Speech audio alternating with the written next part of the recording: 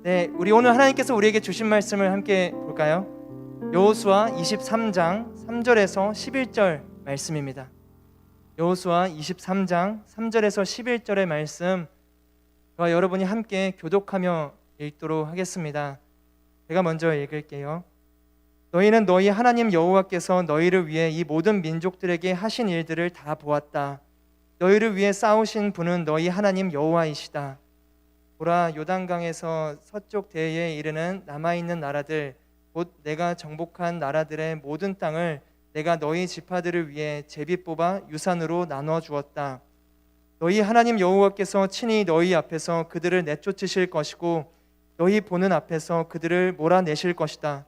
너희 하나님 여호와께서 너희에게 약속하신 대로 너희가 그 땅을 차지하게 될 것이다.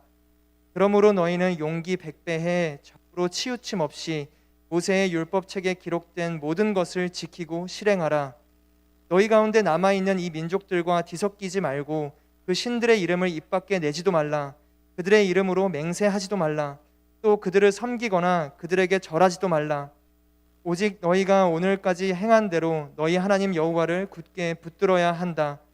여호와께서 크고 막강한 나라들을 너희 앞에서 쫓아내셔서 오늘까지 그 누구도 너희와 맞설 수 없었다. 너희 하나가 1000명을 내쫓게 될 것이다. 너희 하나님 여호와께서 너희에게 약속하신 대로 너희를 위해 싸우실 것이기 때문이다. 함께 읽을까요? 그러므로 너희는 마음을 기울여 너희 하나님 여호와를 사랑하라. 아멘. 최성민 목사님 나오셔서 막막함 가운데 펼쳐든 체크리스트라는 제목으로 말씀 나눠주시겠습니다. 네, 안녕하세요. 안녕하세요. 네, 여러분 얼마 없는데 좀 많이 반응해 주시면 좋을 것 같고요. 영상으로 예배드리는 여러분들, 여러분의 그 자리에서 신령과 진정으로 예배하는 그런 예배자가 되기를 소망합니다. 상황과 상관없이 나의 예배 열정으로 그 자리를 예배의 자리로 만들어 버릴 수 있는 그 한 사람, 바로 여러분들이기 때문에 하나님께서 오늘 이런 상황 가운데 여러분을 예배자로 세우신 것입니다. 그 하나님의 신뢰를 놓치지 않고 마지막까지 예배하는 그런 예배자들 되기를 소망합니다. 제가 기도하고 오늘 말씀 함께 나누도록 할게요. 사랑하는 주님, 이 시간 하나님의 말씀 우리가 함께 나누려고 합니다. 이 말씀 가운데 하나님의 음성을 듣게 하시고 깨닫게 하시며 깨달은 대로 살아갈 수 있는 용기를 허락하여 주시옵소서. 사랑하는 예수님의 이름으로 기도합니다. 아멘. 우리가 성경을 보다 보면요, 굉장히 멋진 사람들이 많이 등장합니다. 주인공처럼 보이는 사람들이 있죠. 아브라함, 모세, 여호수아, 다윗, 이런 사람들은 굉장히 멋진 사람들 같아요. 특히 요즘 우리가 묵상하는 사사기에 등장하는 사사들, 훌륭한 리더입니다. 이들은 성경 가운데서 반짝반짝 빛이 나는 사람들이죠. 그래서 이런 사람들을 보면 마음 가운데 막 생각이 들어요. 이런 사람들을 한번 만나봤으면 좋겠다. 혹은 이런 사람이 우리 목사님이었으면 좋겠다. 이런 사람이 나의 순장이었으면 좋겠다. 이렇게 생각합니다. 근데 여러분들, 과연 그런 사람이 성경에 등장하는 빛나는 사람들이 나의 목사님이고 나의 순장이면 얼마나 좋을까? 그런 생각을 해봤어요. 만약 실제로 오늘날 이런 사람들이 존재한다라면 여러분들을 이들을 존경할까? 오늘 만약에 이들이 청문회에 딱 세워진다라면 여러분들이 이 사람들을 리더로 뽑을까? 근데 그렇지 않을 것 같아요. 성경으로 볼 때 우리가 굉장히 이 사람들이 빛나는 것처럼 보이지만 이 사람들을 뜯어놓고 보면 그렇게 빛나는 사람들도 아니었어요. 아브라함, 어떤 전과가 있어요? 아내를 누이라고 속였던 사기 전과가 있는 사람입니다. 모세, 어떤 전과가 있어요? 다혈질 분노 조절 장애로 살인 전과가 있는 사람이에요. 다윗, 어떤 사람이었습니까? 우리 다 찬양하고 아름다운 모습을 기록하지만 다윗은 강간, 불륜, 치명적인 전과를 가지고 있는 사람들입니다. 우리가 이 사람들을 보면서 굉장히 위대한 사람으로 보지만 실제로는 굉장히 초라하고 연약한 사람들이었다라는 것입니다. 성경 역사 가운데 사람이 주인공이었던 적은 단 한 번도 없어요. 여러분 착각하면 안 돼요. 사람은 역사 가운데 주인공이었던 적이 없습니다. 항상 주인공은 변함없었던 하나님이 주인공이셨어요. 세상에 위대한 사람은 없어요.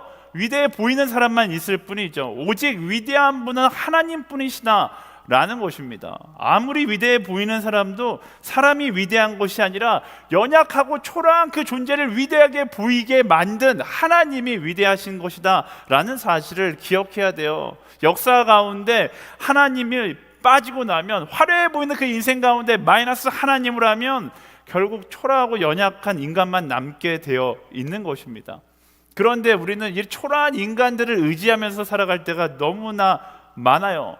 많은 사람들이 나는 하나님을 믿고 하나님을 의지합니다 이야기하지만, 실상은 사람을 보고 사람을 의지하는 또 하나의 우상 숭배를 하고 있을 때가 너무나 많다라는 것이죠. 우리가 교회에 다닌다고 해서 하나님을 믿는다라고 정확하게 말할 수 없어요. 교회에 다니지만 하나님이 아닌 여전히 사람을 믿고, 혹은 여전히 목사를 믿고, 여전히 나의 순장을 믿으며 살아가는 사람들이 있을 수 있다라는 것입니다. 여러분, 우상 숭배의 특징이 뭐예요? 무언가 믿고 있는데 여전히 두려운 게 우상 숭배예요. 사람을 믿는 사람도 마찬가지입니다. 우리가 사람을 믿고 바라보고 살아간다면 우리 인생 가운데 여전히 두렵고 여전히 막막한 인생이 계속될 뿐이다 라는 것이죠. 왜 우상 숭배를 하면 막막하고 두려운가? 근데 헛된 우상들은 완전하지 않기 때문에, 헛된 우상들은 영원하지 않기 때문에 두려울 수밖에 없는 거예요. 사람도 마찬가지죠. 완전하고 완벽한 사람이 없기 때문에 아무리 완벽해 보이는 사람을 보고 믿는다 할지라도 그 사람 믿고 따라가다 보면 결국 불안하고 두려운 인생이 될 수밖에 없는 것입니다. 하지만 말씀이 이야기하는 대로 우리의 시선을 온전히 하나님만을 바라본다라면 우리는 그때 비로소 불안함과 두려움으로부터 탈출할 수 있게 되는 것이죠. 이유는 그분은 완전하시기 때문에, 그분은 흔들리지 않기 때문에, 그분은 태초가 만들어진 그 순간부터 지금까지 한 번도 변한 적이 없으신 분이기 때문에 우리가 그분을 바라보고 나아갈 때 우리는 비로소 흔들리지 않는, 두려워하지 않는 한 사람이 될 수 있다라는 것입니다. 여러분, 삶 가운데 답답하세요? 삶 가운데 두려우세요? 그러면 우리가 무엇을 점검해야 합니까? 내가 무엇을 바라보고 있는가? 혹시 나는 신앙을 가지고 있다라고 고백하면서 사람을 바라보고 있었던 것은 아닌가? 세상의 가치를 바라보고 있었던 것은 아닌가? 한 번쯤 뒤돌아보고 내가 믿고 의지해야 될 한 가지, 오직 하나님뿐이라는 사실을 기억해야 하는 것입니다. 오늘 우리가 읽은 말씀은요, 이제 여호수아가 나이가 들어서 은퇴하기 전에 마지막으로 고별 설교를 하는 장면입니다. 여호수아를 바라보고 있었던 이스라엘 사람들이 여호수아가 나이가 들어가면 들어갈수록 걱정이 많아졌을 거예요. 여호수아가 저러다 이제 죽으면 이제 우리는 어떻게 해야 하지? 사람들은 두려워하기 시작했을 겁니다. 캄캄한 내일을 생각하면서 두려움과 걱정, 답답함 가운데 살아가고 있었을 거예요. 그런데 그런 그들을 향해서 여호수아가 아주 중요한, 그리고 아주 근본적인 이야기를 하기 시작하는 것입니다. 3절에서 5절까지 말씀 읽어볼까요? 너희는 너희 하나님 여호와께서 너희를 위해 이 모든 민족들에게 하신 일들을 다 보았다. 너희를 위해 싸우신 분은 너희 하나님 여호와시다. 보라, 요단강에서 서쪽 대해에 이르는 남아있는 나라들, 곧 내가 정복한 나라들의 모든 땅을 내가 너희 지파들을 위해 제비 뽑아 유산으로 나눠주었다. 너희 하나님 여호와께서 친히 너희 앞에서 그들을 내쫓으실 것이고 너희 본능 앞에서 그들을 몰아내실 것이다. 너희 하나님 여호와께서 너희에게 약속하신 대로 너희가 그 땅을 차지하게 될 것이다. 아멘. 여호수아가 내일을 두려워하던 이스라엘 민족들에게 겸손히 이야기합니다. 이제까지 너희가 경험했던 모든 것들은 모세가 한 것도 아니고 나 여호수아가 한 것도 아니다. 그 모든 것은 처음부터 지금까지, 이전에도 그랬고 이후로도 그렇겠지만 모두 다 하나님께서 하신 것이다. 그렇기 때문에 내일을 걱정하지 말라라고 이야기하고 있는 것이죠. 여호수아가 걱정하고 있는 이스라엘 민족에게 가장 근본적인 이야기를 하는 거예요. 역사의 주인공을 착각하지 말라라는 것입니다. 역사의 주인공은 언제나 하나님이셨고 단 한순간도 사람이었던 적이 없다. 그러기에 나 여호수아를 바라보며 흔들리지 말고 하나님을 바라보고 담대하게 나아가라 라고 인생의 마지막 권면을 하고 있는 것입니다. 이 여호수아의 권면이 오늘 우리 마음 가운데 공감되기를 축복합니다. 역사는요, 사람이 만들어 온 것처럼 보이지만 그렇지 않아요. 언제나 역사의 지필자는 오직 한 분 하나님이셨습니다. 그렇기 때문에 겸손하게 그 하나님을 바라보고 믿음으로 의지하는 것, 그것이 오늘의 두려움으로부터, 내일을 향한 답답함으로부터 해방될 수 있는 방법이다 라는 것이죠. 여러분 잘 알잖아요. 사람은 너무나 연약한 존재예요. 물론 겉보기에는 완벽해 보일 수 있습니다. 겉보기에는 안전한 피난처처럼 보일 수 있고 내가 찾아갔을 때 언제나 나를 안아줄 수 있는 넓은 마음의 소유자처럼 보일 수 있어요. 하지만 뜯어놓고 보면 인간은 누구나 다 연약하게 짝이 없는 존재라는 사실이죠. 여러분들 TV 연예인들 보면서 와, 저런 남자랑 살면 얼마나 행복할까? 와, 내가 내일 아침 눈을 떴을 때 저렇게 아름다운 여인이 내 옆에 누워있으면 얼마나 스윗한 인생일까? 목사님들, 사모님 만나면 여러분들이 제일 많이 하는 질문이 와, 목사님이랑 살면 얼마나 행복하시겠어요? 이런 말들이지만 가서 물어보세요. 그 모든 사람을 향한 기대는 다 헛된 망상입니다. 사람을 알아가면 알아갈수록 깨닫는 진리가 있는데 지혜자가 고백했던 것처럼 다 헛되고 헛되니 헛된 거예요. 알아가면 알아갈수록 깨닫는 것은 인간은 정말로 다 똑같이 연약한 사람이구나 라는 사실입니다. 그래서 사람은요 절대로 의지할 대상이 아니에요. 한번 따라해 보시겠어요? 사람은 사랑할 대상이다. 사랑할 대상이에요. 의지할 대상으로 사람을 바라보면 남는 건 상처뿐입니다. 내가 사랑할 대상으로 사람을 바라볼 수 있어야 하는 거예요. 그렇지 않고 끊임없이 의지할 대상으로 사람을 바라보면 평안한 것 같지만 오히려 더 흔들리는 인생이 될 수밖에 없는 것이죠. 다윗 왕이요 이런 노래를 한 적이 있어요. 시편 146편 2절에서 5절 말씀 읽어볼까요?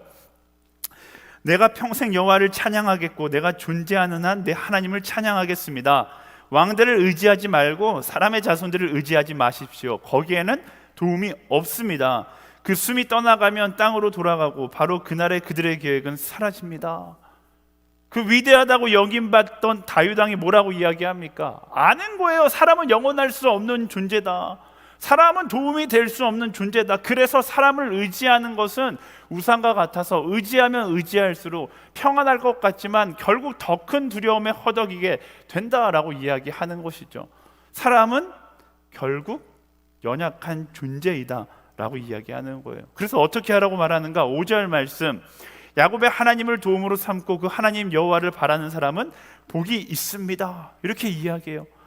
여호수아도 다윗도 사람을 향한 헛된 기대를 버리고 하나님을 바라보라고 이야기하는 것이죠. 오직 하나님만을 기대하라 라고 이야기하는 거예요. 성경 말씀은 이런 메시지를 굉장히 많이 전합니다. 우린 사람이 아니라 주님을 바라보는 삶을 살아갈 수 있어야 돼요. 착각으로부터 벗어나야 됩니다. 사람은 의지할 대상이 아니에요. 물론 때로는 누군가를 통해서 하나님의 형상을 볼 수 있습니다. 와, 저 사람은 예수님 같아. 저렇게 하나님 잘 믿는 사람이라면 내 모든 상처를 다 이해해 줄 수 있을 것 같아. 뭐 이럴 수 있죠. 하지만 거기서 머물러 있으면 안 돼요. 사람에게 하나님의 형상을 발견하고 그 사람을 하나님으로 여기기 시작하면 결국 남는 것은 무엇인가? 사람에 대한 실망과 상처만 남는 것입니다. 제가 교회에서 사역하면서 수많은 사람들, 내가 교회에서 상처받았다고 이야기하는 사람들을 만났어요. 물론 교회의 잘못이 있겠죠. 아픈 사람들, 힘든 사람들 위로해 줘야 되지만 오히려 더 근본적인 이유는 무엇인가? 하나님 만나러 교회에 왔는데 하나님은 안 만나고 사람만 만나고 사람만 의지하면 결국 남는 건 상처밖에 없는 것입니다. 교회 공동체 가운데 사람에게 집착하는 사람들이 있어요. 목회자에게 집착하고 순장에게 집착하고 교회 오빠나 누나에게 집착하는 사람들이 있습니다. 이런 사람 특징 뭐예요? 무슨 일만 있으면 상담. 어려운 일 조금만 있으면 위로 상담하고 위로하면서 마음의 안정감을 느끼는 거예요. 근데 사람은 완전할 수 없고 연약한 존재입니다. 아닌 척하지만 목회자도 순장도 결국 나와 같이 똑같이 상처받고 똑같이 힘들어하는 연약한 인간이에요. 여러분들이 생각하는 것처럼 강인한 사람이 아니다라는 것입니다. 그런데 그거 무시하고 저 사람은 나를 평생 사랑해 줄 거야, 나를 평생 이해해 줄 거야, 그리고 계속 그 사람만 의지하면 결국 남는 건 뭐예요? 순장과 목회자에게 실망하고 상처받는 것이죠. 그리고 어떻게 해요? 목사님 상처받았어요. 그리고 교회를 떠나요. 이 교회 저 교회 막 다니는 것이죠. 조금 더 길고 짧고의 차이가 있지요. 만약에 사람을 의지하면 결국 결과는 언제나 동일하게 상처받은 인생이 될 뿐이다 라는 것입니다. 사람이 아니라 하나님을 바라보는 눈을 가질 수 있어야 하는 거예요. 제가 대학부에 와서 저를 이제 조나스라고 많이 부르잖아요. 제가 왜 조나스로 불리게 되었는가에 대해서 여러분들에게 오늘 좀 나누고 싶어요. 제가 대학부 목회를 처음 시작했을 때 가장 놀란 것은 대학생들이 목회자에 대한 의존도가 너무 높다라는 거예요. 제가 무슨 군대 같았어요. 명령을 하면 다 Yes sir 이러고서 다 착착착 일하는 이런 분위기인 거예요. 상담을 해도 회의를 해도 마치 그냥 저를 엄청 기대하고 제가 결정해 주기만을 바라는 그런 모습이었어요. 한국의 주입식 교육이 리더를 약간 우상화시켜 놨다라는 생각이 들더라고요. 그래서 제가 그걸 좀 깨야겠다라는 생각이 들었어요. 나는 우상이 아니니까, 나는 결정권자가 아니기 때문에 함께 이 교회를, 공동체를 이루어가야 되는데 왜 나만 기대하지? 사실 여러분의 기대가 약간 부담스럽게 느껴지기도 했고요. 좀 수평적으로 한번 해보면 좋겠다라고 해서 제가 처음 리더들에게 건의했던 게 영어로 회의를 하자였어요. 우리 함께 만날 때 영어로 회의를 하자. 왜? 영어는 이제 수평적인 언어잖아요. 존댓말이 없으니까 영어로 이야기하다 보면 저를 이렇게 약간 올려다보는 게 아니라 수평적으로 볼 줄 알았어요. 근데 문제가 생겼어요. 뭐가 문제일까? 회의를 하는데 아무도 말을 하지 않는 거예요. 제가 대학생들을 너무나 높게 생각했고 저의 영어 실력을 너무나 과대평가했던 것 같아요. 영어로 회의하면 자연스럽게 막 회의가 될 줄 알았는데 아무도 영어를 하지 않는 거죠. 그래서 제가 그 다음으로 제안했던 것이 회의를 할 때 수평적인 관계를 유지하기 위해서 말을 놔보자. 영어로 하니까 대화를 못하니까 그냥 말을 놔보자. 그런데 성민 이렇게 이야기하면 약간 오글오글 거리니까 제 포르투갈 이름 조나스 하고서 말을 놔보자 이렇게 이야기했어요. 사실 반신반의했거든요. 이 친구들이 과연 말을 놓을 수 있을까? 근데 그 당시 대표 MC가 제가 말을 놔보자 이렇게 이야기하니까 이렇게 이야기하더라고요. 알았어 조나스 이렇게 이야기를 하는 거예요. 빵 터졌죠. 그리고 그 이후로 리더들끼리 회의에서 조나스 부르면서 반말하던 것이 이제는 일상에서도 저를 조나스라고 부르기도 하고, 어떤 친구는 지금까지 계속 사석에서는 편하게 반말로 대화를 하기도 합니다. 저는 사실 모든 허브대학부가 저를 그렇게 대해 줬으면 좋겠어요. 허브대학부에 얼마 전에 온 최종현 전도사님도 제가 굉장히 좋아하는 이유가 최종현 전도사님에게도 이런 비전을 나눈 적이 있어요. 대표 MC랑 똑같은 반응을 보이는 거예요. 알았어 조나스 이러면서 반응을 하는 거예요. 굉장히 멋진 전도사님이죠. 자, 이런 시도를 통해서 나누고 싶은 메시지가 무엇일까요?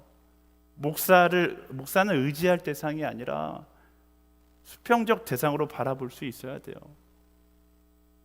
물론 목사가 성도를 사랑해야죠. 하지만 그럼에도 불구하고 잊지 말아야 할 것은 목회자도 의지할 대상은 아니라는 거예요. 제가 설명했듯이 결국 사랑하고 용납해야 할 연약한 존재에 불과하다라는 것을 여러분들 기억해야 합니다. 제가 이렇게 말하면 좀 이상하겠지만 저를 믿지 마세요. 언제 변할지 몰라요. 저를 의지하지 마세요. 저를 의지하다 보면 결국 상처받게 될 것입니다. 그게 훨씬 더 솔직한 고백인 거예요. 목회자나 순장이 여러분들에게 해줄 수 있는 최고의 상담은요, 제가 당신의 마음을 다 이해합니다. 당신의 상처 다 이해해요. 날 찾아오세요. 내가 당신의 위로가 되어줄게요. 내가 평생 함께 해줄 수 있어요. 이게 아니에요. 이건 거짓말이잖아요. 사람은 영원할 수가 없어요. 오히려 나를 믿지 마세요. 나를 봐요. 나도 똑같아요. 나 의지하면 너도 상처받을 거야. 그래서 우리가 하나님 없으면 살 수가 없는 거야. 내가 너의 힘이 되어줄 수는 없지만 우리의 힘이 되는 하나님 우리 같이 바라보자. 이게 가장 솔직한 상담인 것입니다. 사랑하는 여러분, 세상에 완전한 사람은 없어요. 우리가 의지할 대상은 절대로 사람이 될 수 없는 것입니다. 사람을 의지하면 결국 실망하고 상처만 남는 거예요. 여호수아의 권면에서 알 수 있듯이 우리는 사람이 아니라 주님을 바라볼 수 있어야 하는 것입니다. 주변에 사람은 많은데 여전히 두렵게 느껴지는 분들 계십니까? 날마다 깊어지는 상처 때문에 힘들어하세요. 그러면 점검해야 되는 거예요. 나는 하나님을 바라보고 있는가? 아니면 사람을 바라보고 있는가? 물론 사람이 더 보기도 쉽고 믿기도 쉬워요. 근데 우상이 원래 그래요. 보기도 쉽고 믿기도 쉬운 거예요. 쉽다는 것이 옳다는 것은 아닙니다. 우리는 쉬운 선택을 하는 사람이 아니라 옳은 선택을 하는 사람이라는 사실을 기억하고 사람이 아닌 믿음의 눈을 들어 주님을 바라볼 수 있는 우리 모두가 되기를 소망합니다.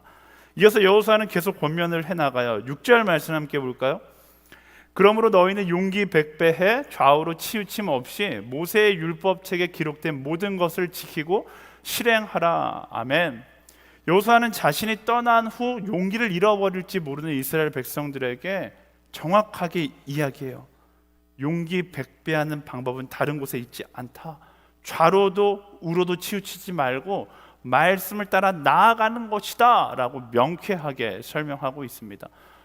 지난주에도 나누었지만 사단은 상황으로 우리를 끊임없이 두렵게 만듭니다. 우리를 두렵게 만드는 이유, 우리가 사단에게 위험한 존재이기 때문에 그래요. 그래서 우리를 두렵게 만들면 만들수록 어떻게 해야 합니까?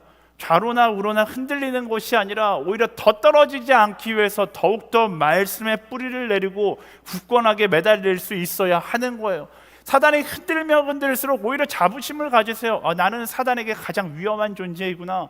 그 자부심을 가지고 더 말씀에 집중하고 말씀을 따라 나아갈 수 있는, 더 명확하게 말씀을 따라 살아가는 우리가 되어야 하는 것입니다. 세상의 소리가 아무리 매혹적이고 달콤하게 느껴진다 할지라도 세상의 사람의 소리가 아닌 하나님의 음성을 따라 나아가는 우리가 될 수 있어야 하는 거예요. 절대로 세상의 소리가 우리를 행복하게 해줄 수 없습니다. 유령이 우리를 행복하게 해줄 수 없습니다. 타협이 나를 자유케 해줄 수 없습니다. 세상의 방법을 따라 살아가다 보면 여러분 다 경험했을 거예요. 인생이 복잡해지기 시작해요. 인생이 고민이 많아지기 시작합니다. 세상을 따라 살아가면 성공할 것 같고 행복할 것 같지만, 물론 세상적으로 성공하는 것처럼 보이고 행복한 것처럼 보일 수 있죠. 하지만 여러분의 내면 영적인 세계는 복잡할 대로 복잡해질 것입니다. 그래서 말씀은 우리에게 뭐라고 이야기하는가? 요한복음 8장 32절 잘 아는 말씀이잖아요. 그로 너희는 진리를 알게 될 것이다. 진리가 너희를 자유롭게 할 것이다. 우리 복잡한 인생을 풀 수 있는 것은 딱 하나, 진리밖에 없는 것입니다. 흔들리는 세상 가운데 세상의 기준이 아니라 진리, 그 말씀의 기준을 향하는 우리가 되어야 하는 것이죠. 여러분, 길을 인도하는 등대는 흔들리지 않습니다. 말씀도 진리도 마찬가지예요. 흔들리지 않고 언제나 명쾌해요. 그런데 우리가 왜 말씀 앞에서 고민합니까? 말씀은 흔들리지 않는데 이 말씀을 바라보는 내가 자꾸만 흔드는 거예요.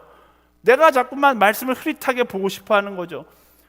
술의 문제, 성적인 문제, 성공의 문제, 직장의 문제, 수많은 갈등들, 이런 문제들 앞에 고민할 때가 있잖아요. 그런데 고민할 필요가 없는 문제예요. 말씀은 그런 문제에 대해서 너무나 명확하게 결정하라고 이야기합니다. 내 욕망과 말씀이 충돌될 때 우리는 말씀을 붙들면 되는데 어떻게 하는 거예요? 말씀을 보고 고개를 흔드는 것이죠. 내가 명확하게 보지 않을, 말씀은 한 번도 명확하지 않은 적이 없어요. 근데 내가 명확하게 보기 싫으니까 고개를 흔들고 눈을 살짝 떠서 흐릿하게 보고 있는 것이죠. 어떻게 해야 돼요? 갈등이 있을 때, 힘들 때 눈을 번쩍 뜨고 더 말씀을 명확하게 바라볼 수 있어야 합니다. 애매하게 타협하지 않고. 여러분, 말씀에는 자의적 유권 해석이 없어요. 말씀을 유권 해석하면 안 되는 겁니다. 복잡하게 생각하지 말고 말씀의 아멘으로 순종할 수 있어야 하는 것이죠. 시대가 혼란스러우면 혼란스러울수록 고민이 많고 복잡한 그리스도인들이 생겨납니다. 하지만 그리스도인은 말씀과 가까워지면 가까워질수록, 신앙이 성숙하면 성숙해질수록 삶은 더 명쾌해지고 심플해지게 되어 있는 것입니다. 여러분, 말씀을 따라 가고 있습니까? 그렇다면 복잡하게 살지 마세요. 고민하며 살지 마세요. 우리의 고민은 한 가지, 어떻게 하면 오늘 더 말씀대로 살 수 있을까? 그거 한 가지로 충분합니다. 크리스천답게 살아가고 말씀을 따라 살아가면 무엇을 약속합니까? 우리의 삶은 더 명쾌해진다라고 이야기하는 것입니다. 세상의 달콤함에 속아서 그 명쾌함을 잃어버려서는 안 되는 거예요. 그래서 여호수아가 그 이스라엘 민족에게 뭐라고 이야기합니까? 어떤 일이 있어도 구별된 민족으로 명쾌하게 살아가라 라고 이야기하고 있는 것이죠. 7절과 8절 말씀 볼까요? 너희 가운데 남아있는 이 민족들과 뒤섞이지 말고 그 신들의 이름을 입 밖에 내지도 말라. 그들의 이름으로 맹세하지도 말라. 또 그들을 섬기거나 그들에게 절하지도 말라. 오직 너희가 오늘까지 행한 대로 너희 하나님 여호와를 굳게 붙들어야 한다. 아멘. 여호수아가 말하길 남아있는 다른 민족과 뒤섞이지 말고 타협하지 말라는 것이죠. 구별된 사람으로 살아가라는 거예요. 세상 살기 힘들다고 해서 세상과 타협하지 말라는 거죠. 좋은 게 좋은 거가 아니라는 거예요. 하나님 나라의 정체성을 가지고서 세상 가운데 구별된 한 사람으로 살아가라는 것이죠. 그리고 구별된 한 사람으로 살아갈 때 홀리 임팩트, 세상에 거룩한 충격을 줄 수 있는 한 사람이 되는 것입니다. 바벨론의 포로로 끌려갔던 다니엘과 세 친구, 그들이 뭐가 달랐어요? 그들은 어려운 상황 가운데 있지만 구별된 인생을 살려고 몸부림쳤어요. 그리고 그들을 통해서 하나님 나라의 역사가 새롭게 쓰여져 갔던 것이죠. 크리스천이라면 구별된 모습으로 살아갈 수 있어야 합니다. 세상에 오염되지 않고 말씀을 따라 구별된 하루하루를 살아갈 수 있게 되기를 소망합니다. 그때 여호수아가 이야기하는 것처럼 오늘의 답답함, 내를 향한 두려움으로부터 해방될 수 있는 거예요. 그렇지 않고 자꾸만 세상의 기준으로 생각하고 세상의 방법으로 살아남기 위해 노력하고 성공하려고 하다 보면 우리 인생 가운데 죄와 두려움은 사라질래야 사라질 수 없는, 뗄래야 뗄 수 없는, 죄와 두려움이 오히려 내 인생의 베스트 프렌드가 돼 있는 것을 경험하게 되는 거예요. 세상과 상관없이 우리 인생 가운데 가장 중요한 것, 그 진리를 따라 살아가는 삶, 말씀을 따라 살아가는 순전한 삶을 간직할 수 있어야 하는 것이죠. 제가 화요성령 집회 때 나누었던 고백인데, 제가 목회를 하면서 목회자로서의 자질이 없다라는 것을 느낄 때가 있어요. 제 가장 많이 느끼는 건 제가 일단 사람이 따뜻하지 못할 때, 제가 뭐 이렇게 막 보면 그래 막 이렇게 해줘야 되는데 굉장히 차갑게 대할 때 나는 목회자로서의 자격이 없나? 라는 생각이 좀 들고요. 가장 힘들 때가 제가 이 구강 구조가 목회자로서 탁월하지 않은 구강 구조를 갖고 있어요. 혀가 짧아요. 그래서 몇몇 정말로 못된 대학생들이 제가 설교하고 내려오면 목사님 발음 못하세요? 이렇게 이야기하면서 에베소서 한번 발음해 보세요. 막 이렇게 저를 놀리곤 하거든요. 네, 게다가 엎친 데 덮친 격으로 제가 아마존에서 선교하던 시절에 귀를 다쳐서 수술을 한 이후로 이상하게 문장 구사력과 이해력이 조금 떨어지는 편이에요. 그래서 사실 전화 신방하는 걸 제가 굉장히 부담스러워하거든요. 왜냐하면 전화를 귀에 대고 듣다 보면 상대방이 뭐라고 속삭이는지 못 알아들을 때가 많아요. 그래서 저랑 통화를 해보신 분들은 알겠지만 저는 전화를 할 때 일단 빨리 끊고 싶어 하고요. 두 번째 그래 오케이 이런 수식어가 굉장히 많아요. 왜?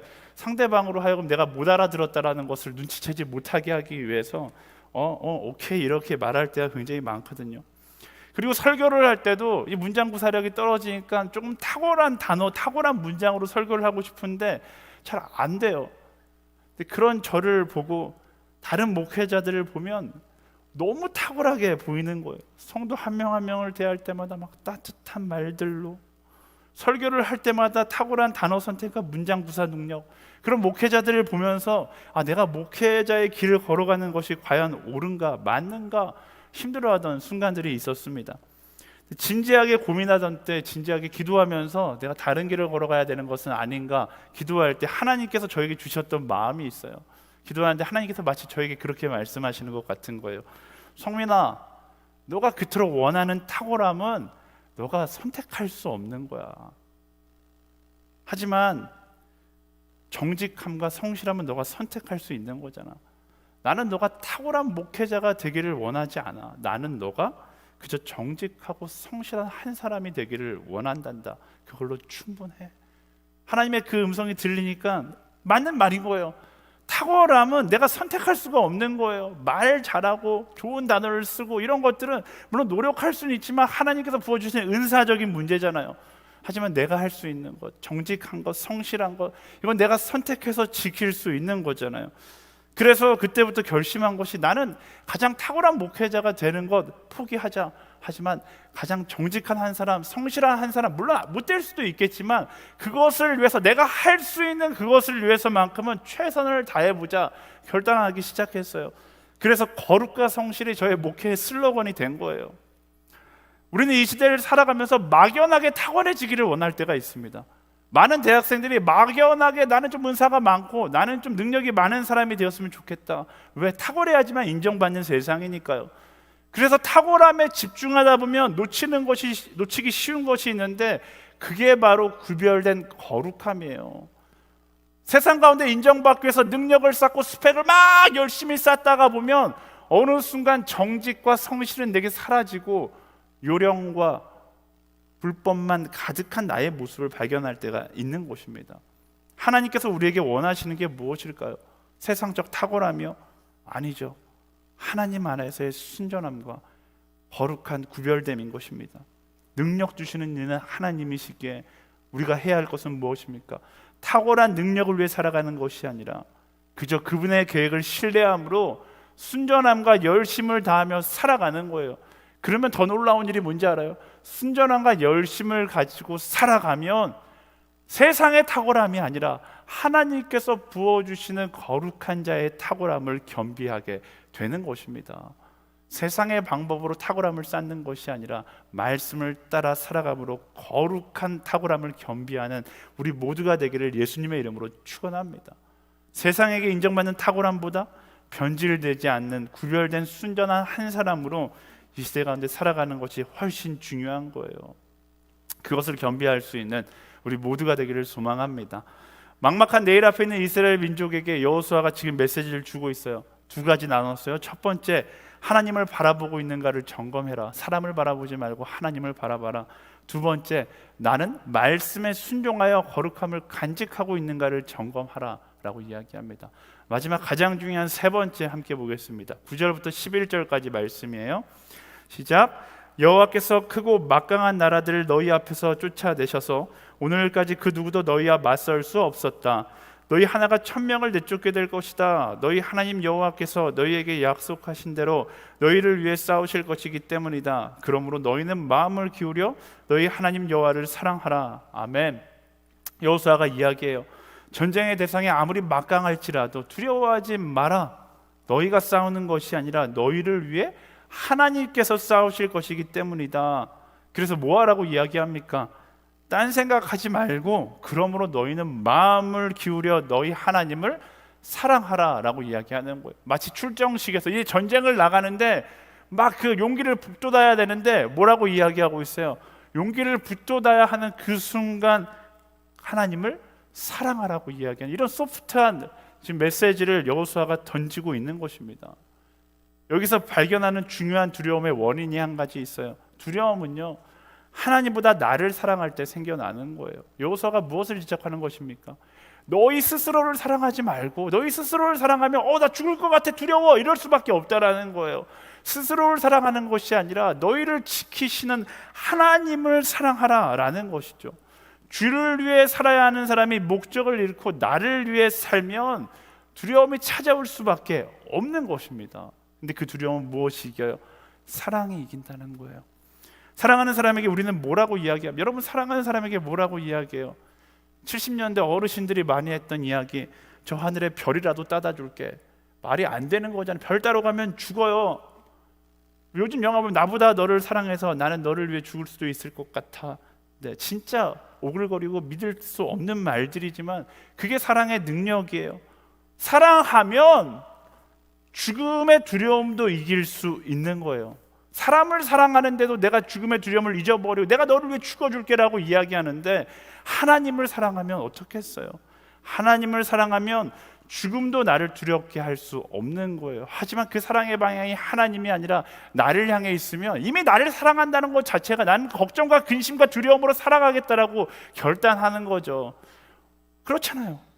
예수님의 제자들을 보세요. 예수님께서 십자가에 못 박혀 죽으시자 어떻게 합니까? 그동안 예수님을 열심히 따라다녔던 제자들이 한순간에 다 배신하고 도망쳐요. 두려워서.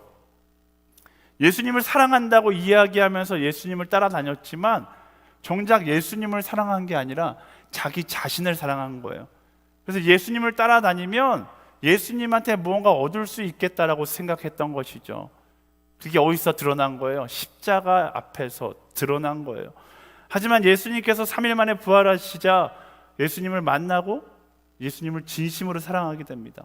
그러자 제자들은 어떻게 변해요? 그들은 이전과 같이 두려워하지 않습니다.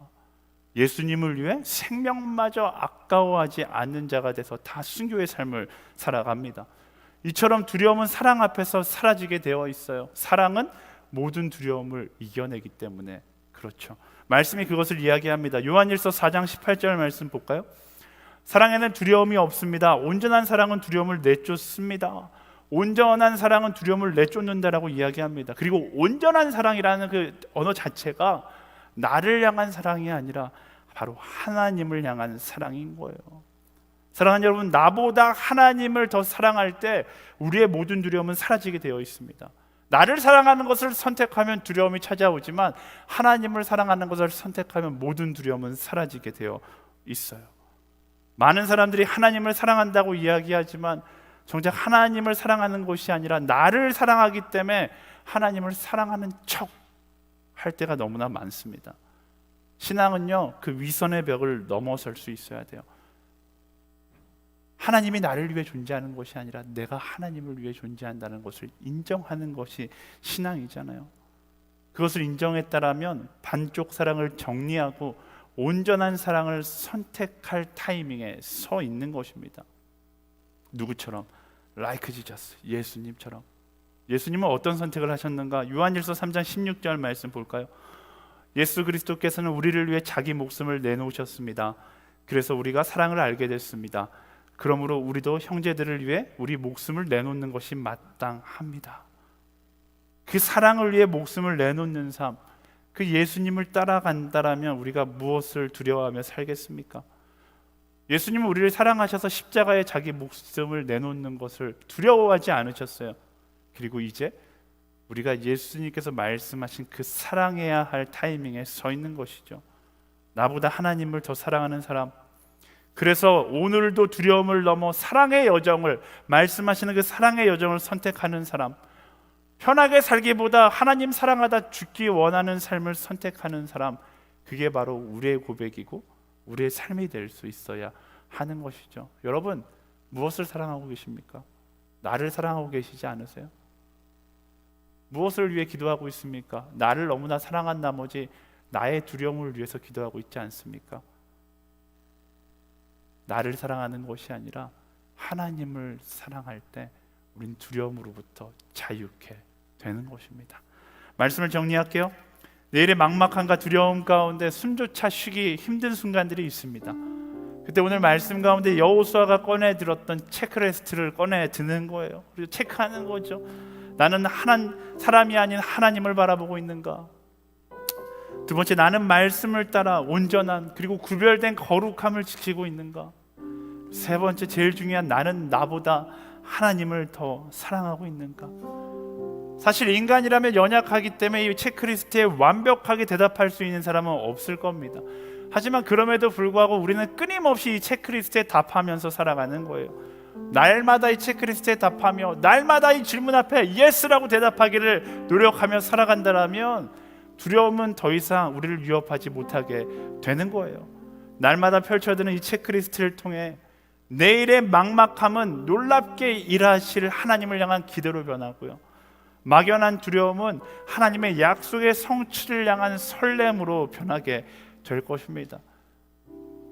사람이 아닌 하나님을 바라보고 말씀을 따라 온전한 거룩을 지키며 나보다 하나님을 더 사랑하는 한 사람, 그것이 우리 오늘의 교회의 고백이 되고 우리 허브대학부의 고백이 되며 나의 하루에, 나의 인생의 고백이 될 수 있게 되기를 예수님의 이름으로 축원합니다.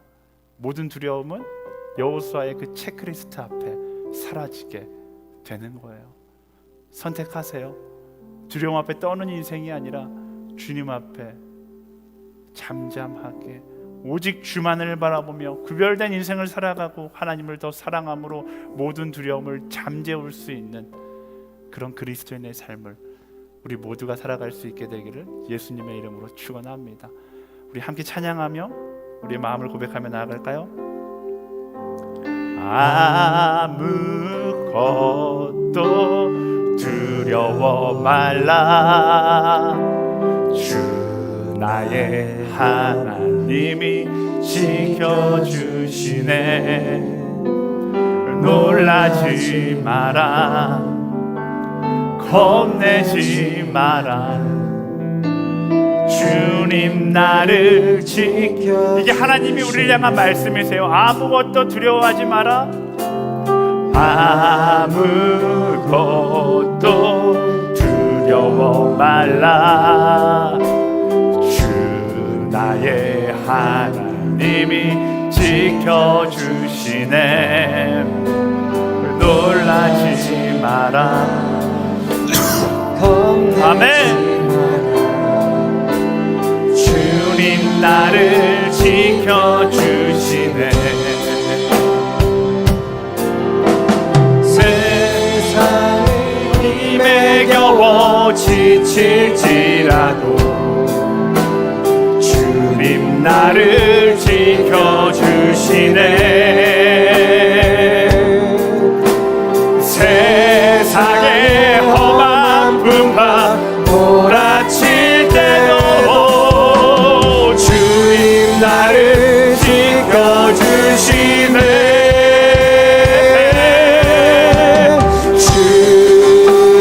주님은 나의 산성,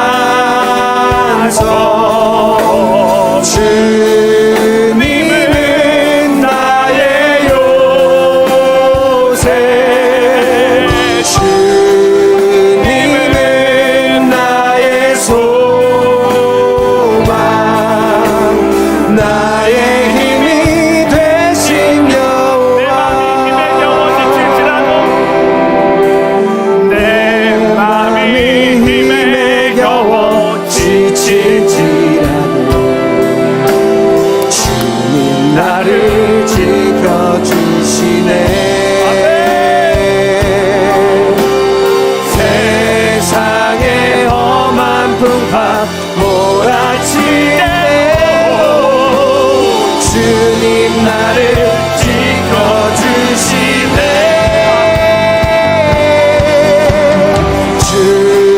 주님은 나의 산성, 주님은 나의 요새, 주님은 나의 소망, 나의 힘이 되신 여호와. 주님은 나의 산성, 주님은 나의 요새, 주님은 나의 소망, 나의 힘이 되신 여호와.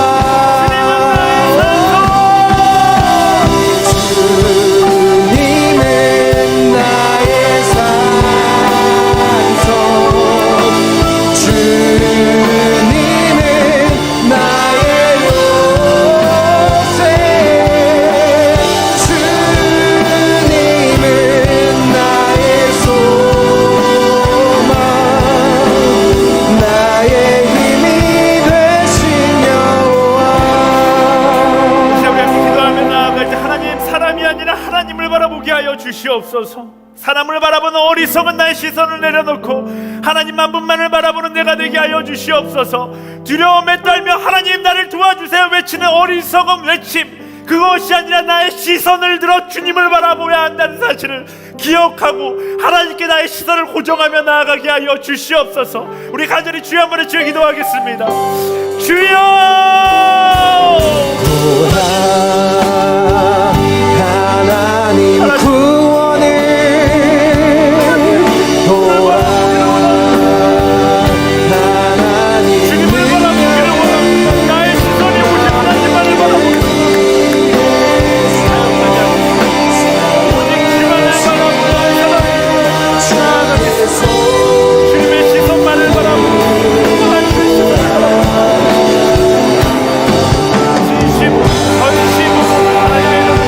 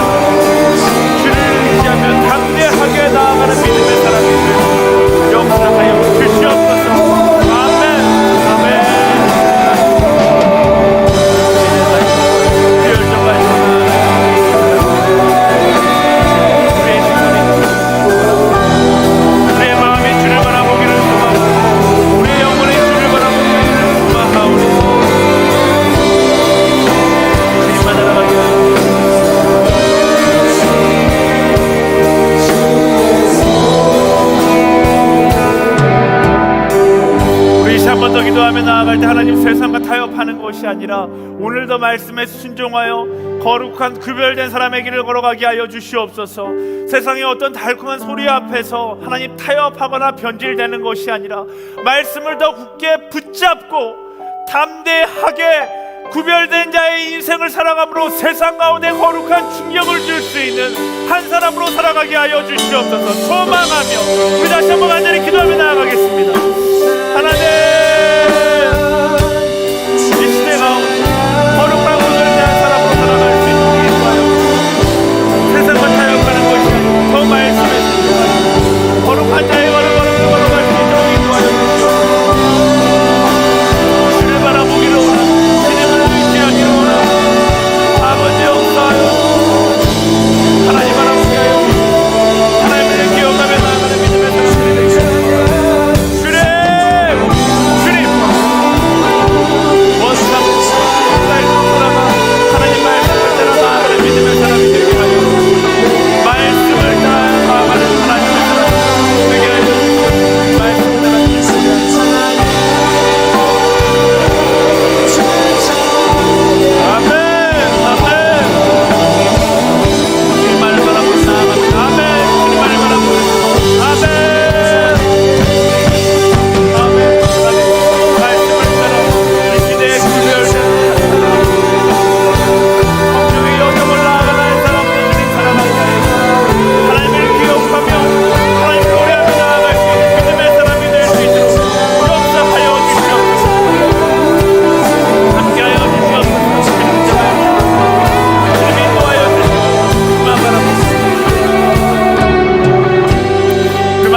기도하며 나아갈 때 나보다 하나님을 더 사랑하는 사람이 되게 하여 주시옵소서. 하나님을 더 사랑하기에 나를 위해 살아가는 것이 아니라 살아도 주를 위해 살고 죽어도 주를 위해 죽겠다고 고백하는 순교자의 삶을 살아갈 수 있도록 주님, 내가 아닌 하나님 당신을 사랑하는 인생이 되게 하여 주시옵소서. 우리 소망하는 자마다 우리 주여 한 번의 주와 간절히 기도하며 나아가겠습니다.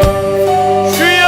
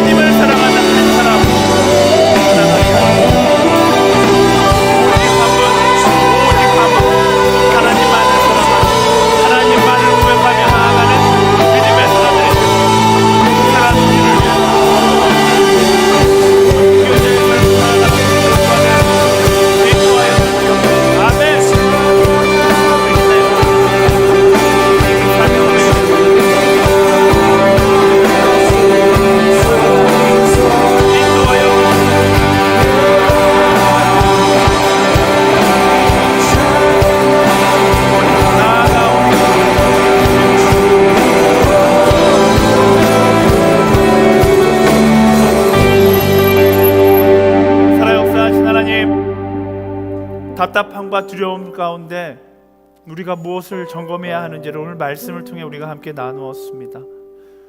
사람을 바라보는 것이 아니라 하나님을 바라보는 자가 되게 하여 주시옵소서. 사람을 의지하는 것이 아니라 영원히 흔들리지 않는 변하지 않으시는 하나님을 의지하는 그런 삶을 살아갈 수 있도록 인도하여 주시옵소서. 세상의 달콤한 유혹 가운데에도 세상과 타협하는 것이 아니라 혼란하면 혼란할수록 더욱더 말씀에 집중하고 말씀이 이끄는 대로 명쾌한 그리고 구별된 거룩한 사람의 길을 걸어갈 수 있도록 인도하여 주시옵소서. 나보다 하나님을 더 사랑하는 사람이 되기를 소망합니다. 그로 인하여 나를 위해 사는 것이 아니라 살아도 주를 위해 살고 죽어도 주를 위해 죽는 그런 순교자의 삶을 살아갈 수 있도록 인도하여 주시옵소서. 우리 삶 가운데 모든 두려움은